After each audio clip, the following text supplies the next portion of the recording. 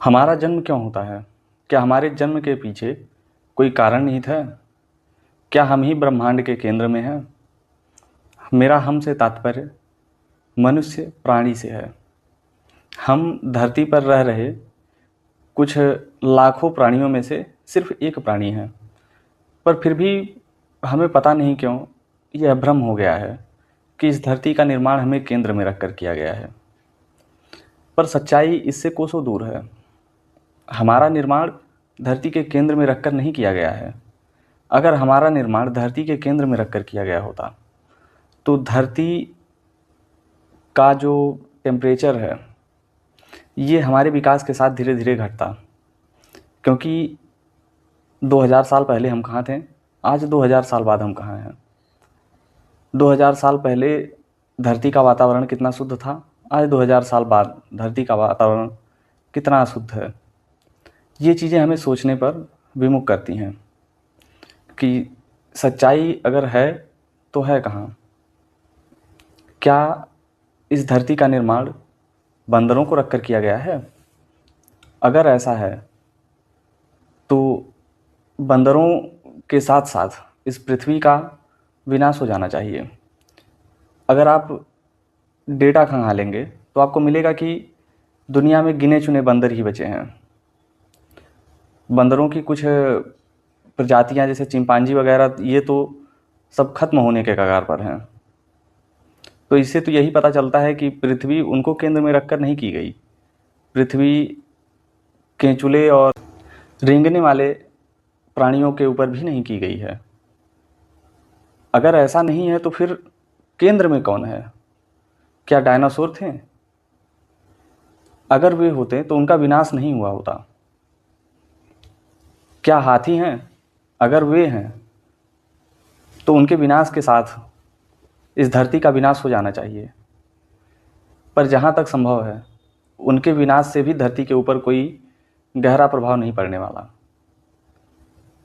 फिर वही प्रश्न बरकरार है कि धरती का निर्माण केंद्र में किसे रखकर किया गया है? केंद्र बिंदु कौन है? वह कौन सा ऐसा प्राणी है? सच्चाई यही है कि इस धरती का निर्माण किसी को केंद्र में रखकर नहीं किया गया है। कोई इस धरती के लिए महत्वपूर्ण नहीं है, चाहे मनुष्य प्राणी हो, चाहे कोई जानवर हो, चाहे कोई पक्षी हो, चाहे कोई रेंगने वाला जीव हो। हाँ, इन सभी को सम्मिलित रूप से एक करके इस धरती को जीने योग्य बनाया गया है। धरती का वातावरण इस हिसाब से है कि यहाँ जीवन संभव है। ऐसे लाखों ग्रह होंगे जहाँ जीवन संभव होगा और समय के साथ वहाँ भी विकास का अनुक्रम चलता रहेगा। अब हम फिर से अपने प्रश्न पर आते हैं कि धरती का निर्माण अगर किसी को केंद्र में रखकर नहीं किया गया है तो फिर हम हर छोटी बड़ी सफलता असफलता के बाद बेचैन क्यों हो जाते हैं?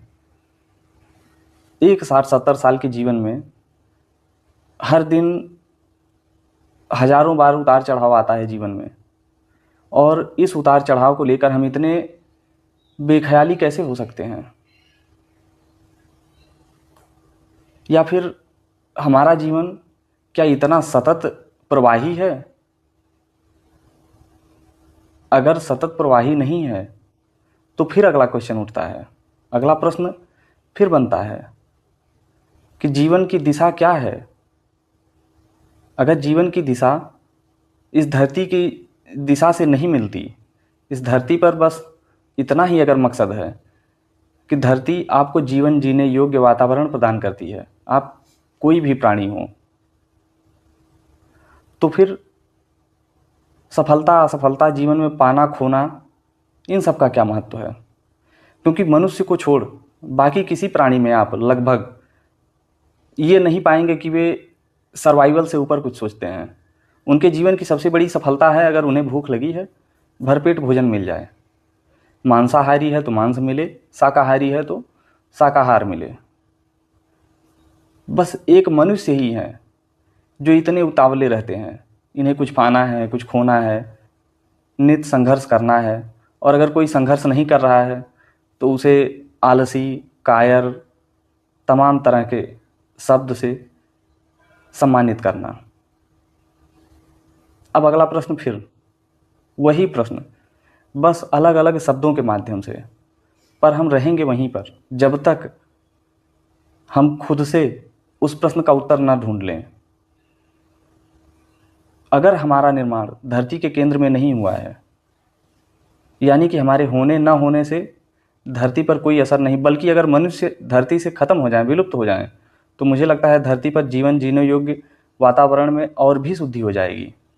बाकी जीव और सुकून से जी पाएंगे, क्योंकि विकास के नाम पर हमने धरती का जितना शोषण किया है बाकी कोई जीव नहीं किया होगा, और शायद कर भी नहीं पाएंगे। इतना तो डायनासोर भी नहीं किए होंगे। अगर वे विलुप्त हो गए तो फिर हम और आप क्या हैं? और अगर ये सब संभव है कि हमारा अस्तित्व भी मिट सकता है धरती से, तो फिर ये ईर्ष्या, द्वेष, जलन, खोना पाना, सफलता, असफलता, खुशी, ये सब क्या है? क्या ये महज एक दिखावा है? क्या एक छोटे से जीवन में ये सब कुछ, इन सभी रास्तों से गुजरना अनिवार्य है? ऐसा भी तो हो सकता है कि ऐसे रास्तों पर हम जाना ही ना चाहें। जहाँ तक मैं समझता हूँ, अगर आप इस वीडियो को सुन रहे हैं तो आपका मस्तिष्क भी इसी दिशा में होगा। सफलता, असफलता, खोना पाना, इन सब तमाम चीज़ों से आप भी ऊब चुके होंगे। आपको भी एक ऐसा वातावरण चाहिए जो स्वच्छ हो, जीवन जीने योग्य हो, ईर्ष्या, द्वेष, जलन इन सबसे परे हो, खुशहाली हो, सफलता असफलता का बोझ ना हो। आप भी यही जीवन चाहते होंगे, पर पता नहीं किसको खुमार चढ़ा था कि मानव को विकास क्रम के नाम पर एक ऐसे रेस में ढकेल देगा कि लोग एक दूसरे से ईर्ष्या द्वेष करने से बच ही नहीं सकते। सफलता असफलता की परिभाषा में एक दूसरे को बैठाने से बच ही नहीं सकते।